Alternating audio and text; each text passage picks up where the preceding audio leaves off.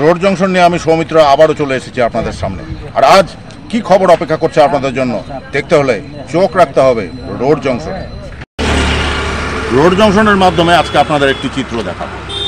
আপনারা দেখতে পাচ্ছেন প্লাস্টিকের বর্জ্য ফেলার স্থান খড়িয়া গ্রাম পঞ্চায়েত।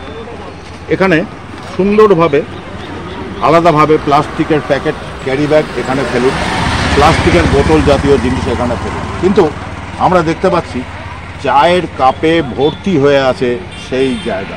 আপনাদের আমার ক্যামেরা পার্সনকে বলবো একটু সামনে থেকে দেখাতে। আপনারা দেখছেন চায়ের কাপে কিন্তু ভর্তি হয়ে গেছে সেই জায়গা। এবং পাশাপাশি আমরা যদি দেখি যে এখানে না ফেলে সেই কাপ কিন্তু বাইরেও পড়ে রয়েছে।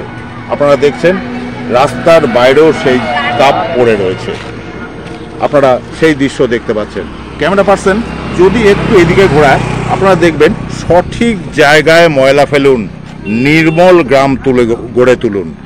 এবং এটাকে ইউজ করার জন্য সবার কাছে অনুরোধ করা হয়েছে। তথাপি ওর মধ্যে তো জায়গা নেই, পাশাপাশি বাইরে এইভাবে কিন্তু পড়ে রয়েছে জঞ্জাল, চায়ের কাপ। আপনারা সেই দৃশ্য দেখছেন। আবারও আপনাদের সেই জায়গাটি দেখাচ্ছি যেটা খড়িয়া গ্রাম পঞ্চায়েত থেকে করে দেওয়া হয়েছে প্লাস্টিকের বর্জ্য ফেলার স্থান হিসাবে।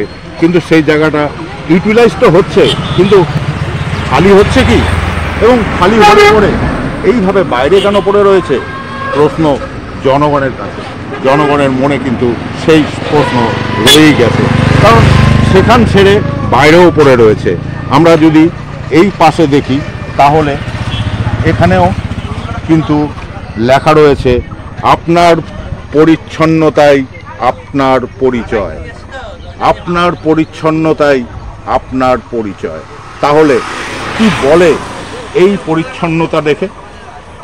এই পরিচ্ছন্নতা দেখে তো প্রশ্ন ওঠে সেই যে ওখানে লেখা রয়েছে আপনার পরিচয় আপনার পরিচ্ছন্নতা, সেটার প্রশ্ন তো এই লেখাটি দেখলে উঠে যায়।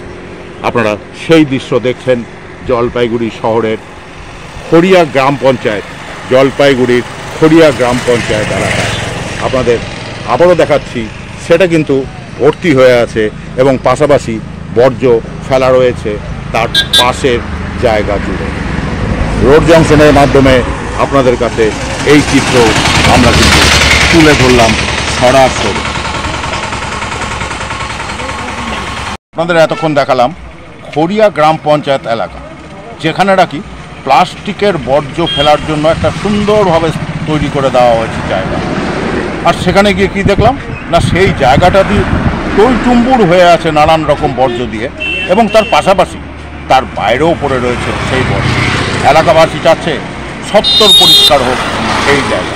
ক্যামেরায় পিঙ্কির সঙ্গে আমি সৌমিত্র, চ্যানেল বাংলা।